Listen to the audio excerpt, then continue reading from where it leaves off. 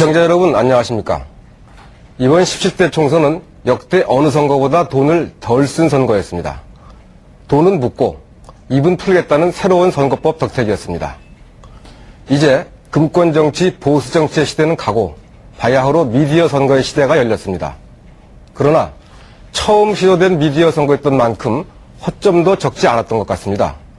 오늘은 여야 두 의원과 언론인을 모시고 미디어 선거의 성과와 한계에 대해 살펴보겠습니다. 출연자 소개하겠습니다. 열린우리당 성동갑의 최재천 당선자 나오셨습니다. 네, 최재천입니다. 예, 고맙습니다. 한나라당 서대문구 의뢰 정두원 당선자 나오셨습니다. 안녕하세요. 안녕하십니까. 그리고 경향신문 고영신 논설위원 나오셨습니다. 네, 안녕하세요. 안녕하십니까. 우선 요번 선거를 치르시면서 어떤 느끼셨다든가 어려움 같은 걸 간략하게 좀 말씀을 해주시죠. 저희 지역은 일단 분구 지역이라서요. 상대적으로 다른 지역에 비해서는 현역 의원이 없었기 때문에 네. 저희들이 선거운동하기 훨씬 편했던 것 같습니다.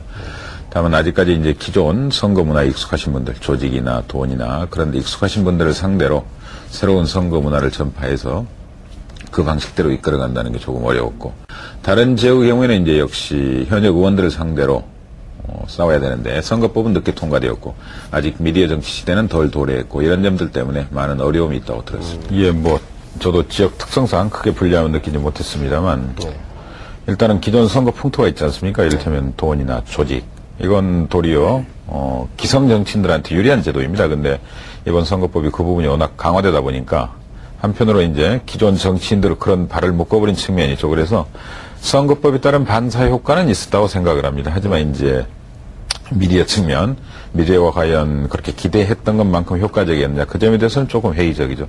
하지만 우리는 분명히 지금 선거 문화 전체가, 우리나라 전체 문화가 과도기에 있다는 걸 인정을 해야 됩니다. 이를테면 제가 저희 유권자들한테 이런 예를 듭니다. 우리가 전에 옷가게를 갔을 때는 종업원이 골라주는 대로 삽니다. 네. 옆에 달라붙어가지고 이옷 사라, 이언니 펴줘라 이러면서 자꾸 귀찮게 하면 어쩔 수 없이 미안하니까 사가지고 나오는데, 지금은 옷 사러 들어가면요, 종업원이 저만큼 떨어져 있습니다. 실컷 고른 다음에 가격을 묻거나 품질에 대해서 물을 때만 이제 적극적인 정보를 제공하는 차원인데, 전에는 그런 식으로 조직이나 돈에 의해서 유권자들이 수동적으로 정보를 제공받아서 선택을 했다면 지금은 이제 주체적인 선택 시대에 온 거죠. 그래서 선관이나 저희들 후보군들은 그분들에게 끊임없는 정보를 제공해 드려야 되는 거고, 이제 유권자분들은 국민의 주권자로서 적극적인 선택, 정보를 취사 선택하고 거기에 따라 선택을 하는 그런 시대에 와 있기 때문에 일정 부분 한계는 있더라도 그런 전반적으로 긍정적인 흐름은 저희들이 따라가야 되는 시대라고. 저도 사실은 나가기 직전에 대단히 고민했습니다. 왜냐하면 당시까지 앞서고 있었고, 그 다음에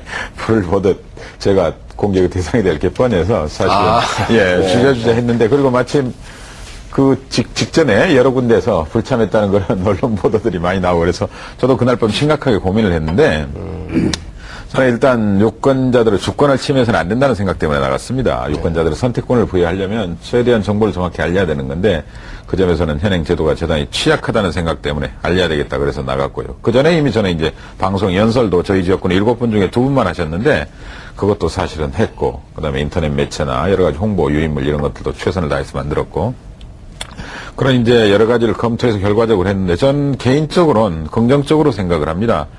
일단은 저를 상대적으로 이제 토론에서 제가 잘했다는 생각을 가지고 있었고, 그것 때문에 이제 저는 그걸 최대한 홍보를 한 거죠. 홈페이지나. 예를 들면은 최 당선자가 나 토론 못 나가겠다 그러면 그거 안 되는 거네요?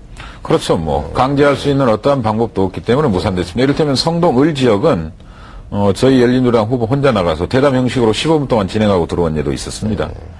근데 이제 저 같은 경우는 이제 그걸 최대한 널리 알린 거죠. 저희들이 토론을 잘해서 여기서 많은 점수를 얻었다고 생각을 했기 때문에, 문자 메시지를 통해서도 알리고, 끊임없이 우리 유권자들에게 전화를 통해서 알리고, 그런 식으로 가능하면 많은 시청자들이 볼 수 있게 유인했던 게 저희들한테는 큰 장점이 있었다고 생각을 합니다. 어쨌든 인터넷을 홈페이지를 통한 선거운동이 좀 어떻게 영향을 미쳤는지, 또 영향이 안 미쳤다면 왜 그랬는지, 그럼 좀 나름대로 좀 원인 분석 같은 걸 해보셨습니까? 원칙적으로 어느 학자가 분석하셨던데, 자기 강화, 셀프 레인포스먼트라고, 자기 강화 측면이 강했겠죠. 결국은 지지자들이 들어와서 서로에 공감하고 서로 퍼나르고 서로 간에 논리를 전파하고 이런 식으로 유지됐다는. 기존 지지자들을 다시 모아놓은. 그렇죠. 새로 영입하거나 포섭하거나 이런 단계는 아니었고요. 다만 이제 저희 열린우리당 같은 경우는 이제 저희 지역구 환경만 비교하자면요. 이제 2등 득표를 하신 분은 저의 한 5분의 1 수준. 그다음에 이제 3등 득표하신 분은 저의 10분의 1 수준도 안 되실 겁니다. 이런 식으로 이제 다른 당보다는 저희들이 저희 이제 열린우리당 20대, 30대 층의 지지를 많이 확보하고 있다 보니까 그 점에서는 좀 더 유리한 환경이었다 이런 생각을 하고요. 당의 지지자 특성이 이제 반영이 그게 이제 반영이 돼 있을 거라고 생각하고 그다음에 이제 인터넷 정치의 특성이 쌍방향성이 있는데 그 점에서는 대단히 취약했다는 걸 반성하고 싶습니다. 왜냐하면 그분들 그렇게 글 올려주시고 저 답글을 기대하시는데 현실적으로 면 한 장 더 돌리고 인사하는 게 더 급한 거지 밤중에 한가하게 앉아서 그거 치기는 어렵거든요. 다만 이제 가장 민감한 거 뽑아다 주면 구슬로 진술한다. 이래가지고 이제 반응 올리고 이런 한계가 있었고요. 또 하나는 누구나 지적하시는 겁니다만 역시 이제 그 불균형성.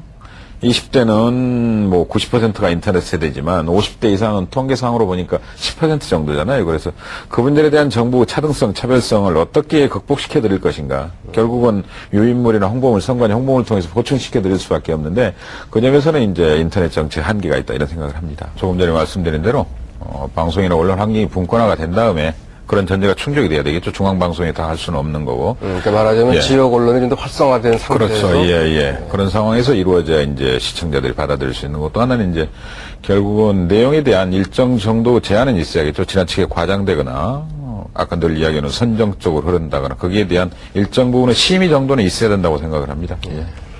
어쩔 수 없이 식당에 여러분들 모여 계시면 순간적으로 충동 느끼잖아요. 가서 그분들에게 인사해야 된다는. 근데 그분들이 꺼려하는 경우가요. 괜히 제가 옆에 앉아 있다가 혹시라도 다른 분들이 보고 저는 이제 저를 알리기 위해서 저를 홍보하기 위해서 그 자리에 동석하는 건데 이를테면 내가 접대하는 것처럼 돼가지고 자기들이 조사받을지 모른다 이런 뼈아픈 농담하시는 경우들이 많아요. 유권자 쪽에서 좀 도리어 꺼려하시는 겁니다. 저희들이 가까이 오는 것 자체를.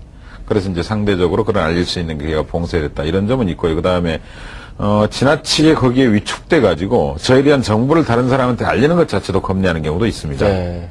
혹시라도 그쪽 조직원으로서 운동으로서 당신은 그런 활동하는 것 아니냐 이런 오해의 염려 때문에 그런 것들도 좀 느꼈어요. 마지막이죠. 먼저 일할 수 있게 돼서 기쁩니다. 그리고 이제 저도 선거법 개정이 저는 이제 분구 지역이어가지고 선거법 개정이 늦게 되는 바람에 대단히 피해를 입었는데 저희 열린우리당 입장 그대로 저희들은 선거법 개정 작업 지금 당장 시작돼야 된다고 생각을 합니다. 당장? 그때 가서 하는 것보다는, 전 그렇다면 새로 법을 만들어서라도 선거법에 대한 전체의 권한은 민간한테 넘기는 한이 있더라도 그런 획기적이고 혁신적인 선거법 토대가 새로 바뀌어야 된다는 생각을 하고요. 이제 또 하나는 이제 정치인들도 정치에 대한 환상은 다들 버리고 있습니다. 정치가 예전처럼 특권이나 명예나 돈과 모든 것을 주던 그런 시대는 지났다고 생각을 하기 때문에 우리 신인 정치인들이 그런 법을 잘 적응을 해서 우리들만을 위한 정치가 아니라 국민들을 위한 정치를 할 수 있는 그런 환경적 토대가 마련되었다고 생각하기 때문에 정치에 대한 애정 아닌 질책, 비판 이런 것들이 필요한 시점이라 생각합니다.